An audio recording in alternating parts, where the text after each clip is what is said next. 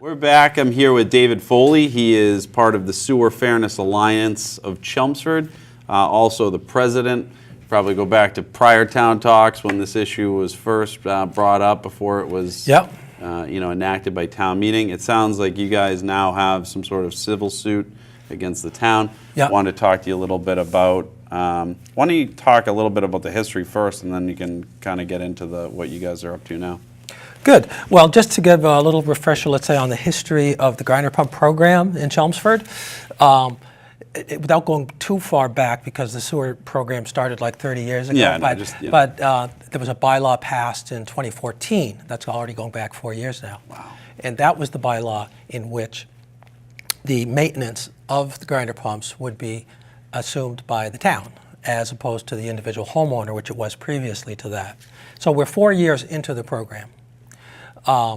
And I should say that overall, homeowners are, overjoyed not to have to worry about the repair of their grinder pumps, because the service is, 7 days a week, and the grinder pump, even if it fails, or I should say, let me say this: a grinder pump is a sewerage pump, and it, the wastewater of your house will collect in a basin. There are about 500 homes in Chelmsford that require a grinder pump in order to connect to the sewer system. And it'll collect up to about 70 gallons or so before it becomes full. And then, but even if it only fills up to about 20 gallons, the pump will run to discharge that wastewater into the sewer system. And that's how those families connect to the sewer system. And the issue is that it can hold about 1 day's worth of water if you are mindful of how much water you use, which basically means to not taking showers during a power outage, because a shower would use a lot of water, but flushing the toilet normally is okay, because if you had, a good toilet nowadays is like 1.6 or 1.3 gallons. And if you have a reservoir that's 20 or 30 gallons, you can get by something like that. But there is a problem in an extended power outage, because if you have a number of people in your house, that could still run into a problem. So the service by the town responds within, let's say, 24 hours. So if you call at night to report something, they won't show up until, let's say, the next day. That's perfectly acceptable, because it's not an emergency. It's the sort of thing that you want to get addressed like within 24 hours, but it doesn't need to get addressed within an hour. So that makes a big difference on the cost of the program, because you do not need call out 24 hours a day. You only need once a day. 24-hour service is what it's based on. And that helps keep it economical, and homeowners are very happy with that. The issue with the civil suit relates to a very, very small portion, and that would be a case where a homeowner is charged for a repair. There is a provision in the bylaw that a homeowner would be charged for a repair if there was negligence on their part and they were responsible for, let's say, the breakdown, the failure in the grinder pump. And that's very reasonable. And this is of the 500 grinder pumps in Chelmsford, there's probably somewhere between 60 or 70 service calls a year. So each grinder pump probably, on average, will go about 8 years before it would even need a repair. And of that 70 or so service calls per year, only a very small number would fall into this category where there would be a negligence on the part of the homeowners. And then those, again, only a very small portion of those would be a case where the homeowner, let's say, would contest that, because in many cases it might simply be that the homeowner did a mistake. A typical thing would be they flushed something down the toilet that they weren't supposed to. That could cause a problem with the grinder pump. And in most cases, once they learn that, then the problem is solved. And paying for that one repair is not a big deal. There's no problem with that.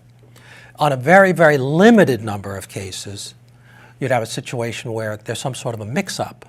The homeowner, as far as they know, did everything fine. They didn't have a mistake. They didn't make a mistake as far as they knew, and they were knowledgeable on the parameters of the program. But according to the town's interpretation, they see, that there was a problem with the homeowner. So that's what the civil suit is revolved around. And it has to do with just that small part of the program that never was really nailed down, and that is, how do you really deal with these cases? I was on the grinder pump study committee back in 2013, and we met for like 10 times to discuss all of the issues. But for the abuse issue, we didn't iron out any of these, what you might call regulatory details on how you would implement that. That's up to the discretion of the town or the sewer department in this case. I would say it's because of that was never really nailed down. That what we found is in a very small number of these cases, you had a homeowner who followed all the rules, and then what they found was, as they tried to say, well, hold on, I didn't do anything wrong, a problem is they're faced with a bureaucracy. Basically, they're not able to state their case even, or to correct an error that could be made on the part of the grinder pump technician. So this is an area which is really prompted. That's the only issue which has prompted this suit. The homeowner in this particular case, for example, worked with the town themselves to try to resolve the issue. They said, well, I know I'm getting charged this bill here, but I don't understand why. I don't understand why. The homeowner said, for example, can you please come to my house, show me what did I do wrong, because as far as I know, I didn't do anything wrong. And that's where he wasn't able to get any response from that. The town really more or less ignored him, if you would say, because in many cases, to get the attention of the town in a serious way does require something like a suit, because they take you more seriously in that case. Now, an individual homeowner really wouldn't have the means to try to pursue something against the town unless it was of extremely high monetary value. In our case, because we have 500 grinder pump owners in town, and about 250 of those houses are signed up with the Sewer Fairness Alliance, so they were active in the program of getting the bylaw passed. Those homeowners all have a common interest in seeing that the program is administered efficiently, but also fairly. And that's why, in this case, the Sewer Fairness Alliance, the homeowner asked the Sewer Fairness Alliance if there's anything that they could do to help him. And I met with the town on behalf of the homeowner, and still found that the homeowner, even though he was only really seeking to establish truth, let's say, he was completely an open book. Please come to my house, inspect my equipment, try to show me what I did wrong, because he was confident that he didn't do anything wrong. But that was something that simply wasn't built into the procedure as far as the town was concerned. They were processing things from their own office, for example. They wouldn't want to come out. In this case, the homeowner there was an issue with the technician who came to do the repair, and the technician had made an error on his report. But the technician, while he was at the house doing the repair, never told him at all that he had done anything wrong. But a misinterpretation of what was on the report led to this charge. And the homeowner asked, well, why don't you just check with the technician, because this mistake that he wrote down here, I didn't really do this thing that he had said.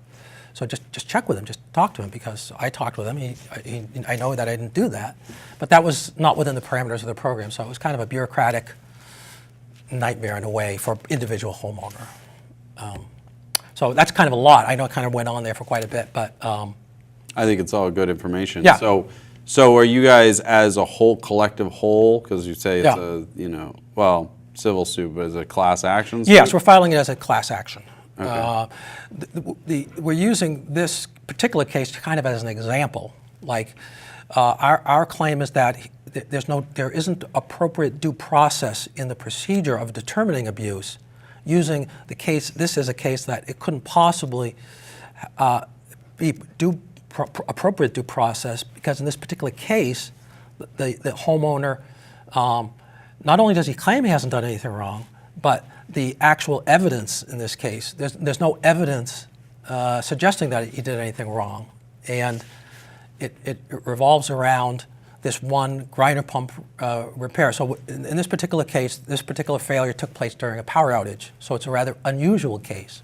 You might say an unanticipated case. The anticipated abuse cases would have been for improper disposal of an item. That was the only thing that appears in the bylaw, for example. That was the only issue discussed in the Grinder Pump Study Committee.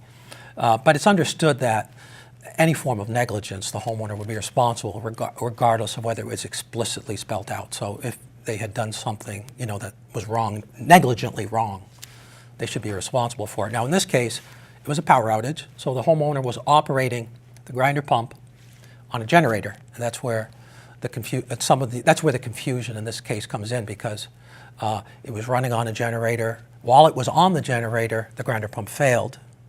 Now, when a grinder pump fails, it tends to draw very high current, over 20 amps. When it's running, for example, it normally draws only 5 amps, a much smaller number. When it fails, it can draw enough current to trip the circuit breaker on the generator, which is what happened in this case. And because the circuit breaker was tripped on the generator, the report that when the homeowner called in the failure, they discussed this with the technician on the telephone. They said, I have a grinder pump alarm going off, my grinder pump has failed. And they explained that they were running it on the generator.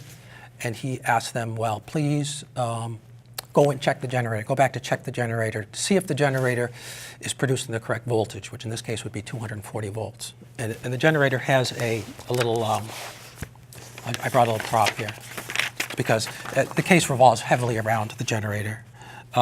And there's a meter, there's a voltage meter on the front of the generator. I see. Are you able to get that? Or? Yep. Oh, okay, great. Okay, yeah. So the homeowner reported the voltage on that. It was only reading 120 volts, and the reason is because one of the two circuit breakers was tripped. And here's where this gets into an electrical issue. George Dixon, for example, said it would take an electrical engineer to determine this case. And I happen to be an electrical engineer. I have master's degrees and bachelor's degrees from MIT, and I have over 30 years of experience in the field of electrical engineering and electrical circuit design. So for me, these issues are not hard to understand or to grasp, but for a common public would have a difficult time with this. The grinder pump is a 240 volt appliance. It requires both plus 120 and minus 120 volts. So the electrical service that you get at your home is called split phase, 120 or 240. So it turns out there are two independent circuit breakers that are required on this type of a hookup. So if you're going to run a grinder pump with this generator, you would use this. This is where you connect it to. It's a 4-wire connector, and it has two independent circuit breakers. So one of those popped, or because the current being drawn by the grinder pump exceeded the capacity. So this is a rather expensive generator. This is a high-quality generator, and it has over current protection. This is a form of protection. Some generators might not have this protection. It's not, and there you'd have more of a problem. The generator, for example, could become damaged if it were drawing too much current. It would just, blow up or what have you. These will pop, just like they can do in your house, to protect you if there is a excessive draw from some appliance. It protects. Having a circuit breaker protects the equipment. In this case, it's both the load and or the generator or the line in the case of a regular circuit breaker. So, but as a result of that, the voltage on the meter drops to 120 volts because it's only being provided with, it's not getting 240 volts, it's only getting one phase or one leg of power is being provided. The other one is an open circuit, as it were. The grinder pump stops running at this point. It can't run with an open circuit on because what happens is the 240 volts goes to the coil that runs the motor. And if one of them is an open circuit because one of the breakers is popped, it cannot run. But it's not damaged. In this case, it was already damaged. That's what it drew the high current, which is why it popped the breaker. So as a result of talking with the technician on the phone, the homeowner reset the circuit breaker. Upon resetting the circuit breaker, the voltage was restored to 240 volts. The grinder pump was running momentarily. For a while, it continued to run, but then it subsequently failed. So the report that was made by the technician was that the homeowner was operating the generator 120 volts because the homeowner did not report that what they had done is reset the circuit breaker. The technician had asked them, try to see if you can reset it, or if there's a button that you can push to get it to operate at 240 volts. They reported that they were able to do that, but the misunderstanding was he didn't understand that it was a circuit breaker that had popped. He thought that there was some sort of a setup issue where the generator was set up incorrectly Now, this generator, along with any other generator that has a 4-wire connecting like this, there's no way to set that up to run at 120 volts. It's got 4 prongs. There's no adjustment. There's no way to do that. It's essentially impossible. But the technician didn't know that.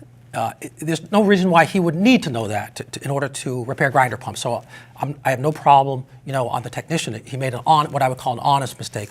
On his repair report, he simply said, what he said was, the grinder pump failed, and he said the cause, he said, was unclear. He said there are 2 possible causes in his report. He said he couldn't tell between which of the 2. The first, he said, was that it could have failed due to the power outage itself. That was the way he reported it. And the second, he said, the second possible cause was because he said the homeowner had set the generator up to operate at 120 volts. Now, that particular possible cause is impossible. That didn't happen. And he didn't know that because he didn't know that it was a circuit breaker that had tripped. And after the circuit breaker had tripped, after they had reset it, the only piece of equipment that had failed was the grinder pump.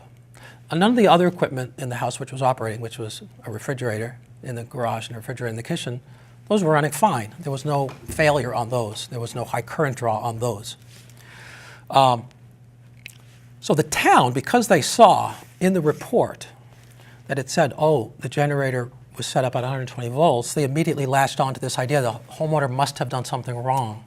And then from that point forward, it was essentially almost impossible to really explain to them that this is not only did they didn't do that, and they understand how to run the generator, and they did not do that. It would be impossible for them to do that even if they were trying to do that. And that's where we simply couldn't get any traction at all with the town, because when we tried to appeal it, it would be appealed essentially in a bureaucratic manner, not to someone who has any technical expertise, such as an electrical engineering degree, to actually understand that this reality. I asked the town, I said, look, can't you have the town engineers, or rather the Weston & Sampson, that's an engineering firm that does engineering work for the town. That's the exact firm that does the grinder pump repairs.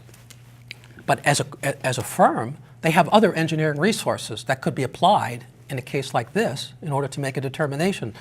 And I appealed to them at all levels of the town. I appealed with everyone I could possibly talk to. Could you please get some engineering expertise on this case so they could understand, what's happening here? And just weren't able to succeed, that's all. So we exhausted all of our appeals with the town, and we were basically told that our only option really would be to go to a higher authority, and that's really what we're trying to do here, is to get enough exposure to get engineering resources on this, so that the truth, just to try to get to the truth, because this type of thing is very galling for a homeowner. So have you filed the actual suit yet? Yes, the suit's been filed. All right. Have you thought about trying to make an amendment to the article in town meeting to try to maybe add some sort of ability for address for these type of issues? Well, I certainly gave that some thought, but I don't know that this level of detail would be necessarily suitable for bylaw adjustment, because the bylaw, I believe that the bylaw, the town is not adhering to the bylaw, that they're violating the bylaw in this case, because the bylaw, actually as it's written, only lists, the improper disposal as a form of abuse. But even accepting the fact that any form of negligence or intentional damage would also be covered, even accepting that, what's really here is the procedure of an appeal. I'm not sure if that really works into a bylaw here. I think the bylaw that we have our feeling is anyway that the fact that the appeal procedure didn't have safeguards built into it. So typical interpretation of due process requires notice, a hearing, and then an adjudication with an impartial arbiter. And in this case, we don't feel we've got an impartial arbiter, because the person who was arbitrating was the exact person who had made the decision initially. Right. And none of our recourses to the head of DPW or to the town manager or the Board of Selects, none of them were willing to really look at the case anew. What they simply looked at was that, well, we're simply going to back up our departments. Right. Okay, and they didn't have the expertise to make a determination like this in terms of what's happening, but they certainly had the ability to apply the resources, to say, well, okay, let's just try to get to the truth on this. Why can't we, this technician who did the repair, he's in Chelmsford 1 day a week doing rebuilds on grinder pumps. He comes to Chelmsford frequently in order to do repairs. Why couldn't we simply have him in to give his side of the story? Like, could he correct his repair report? Or could he defend his repair report if he wanted to? But that we weren't able to get. Well, it's definitely a hot button issue. It's always been a hot button issue. We do have one more guest, Yeah. but I would love to have you come back on when you Yeah. guys get farther into the suit. Sure. Or you get some sort of resolution or even information. Yes. And if anyone out there has any good ideas, maybe shoot us a message and how you think it would be best solved, and we can go from there. Great, and I am hoping to get anyone who, I'm hoping to reach out to grinder pump owners that aren't currently in the Sewer Fairness Alliance. We have a presence on the web. If you simply Google SFA, Sewer Fairness Alliance of Chelmsford, you'll get a site where you can sign up for the mailing list. We are gratefully accepting any contributions for this effort. This suit is entirely funded by donations because an individual homeowner wouldn't have the resources to do this because it wouldn't make financial sense based on the charge that's being applied to them. But a large enough group would be. I feel as though, because this really shows a weakness in the due process, this could apply to appeal procedures beyond just grinder pumps, but any other appeal type of thing in town. I'm not sure if there are other categories. The grinder pump seems to have been a special category. So I just hope that the website will get on there, but if you Google it, you'll get it. And I thank you very much for giving me the time to speak about this. Thank you for coming on, my friend. Okay, great. All right, have a great night.